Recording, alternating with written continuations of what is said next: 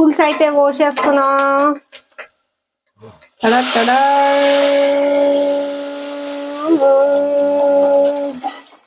పులుసు అయితే రెడీ అయిపోతుంది. చేపల పులుసు ఎలా ఉందో చూడండి ఫ్రెండ్స్.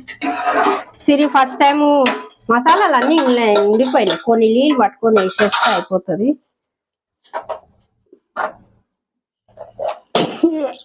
గోవిందా శ్రీమన్నారాయణ. పులుసు రెడీ అయిపోతుంది. ఈ పులుసు బాగా మసలింది అనుకో, అప్పటి వరకు మనం మసాలాలు అనేటివి రెడీ చేసుకోవాలి. This is masalas.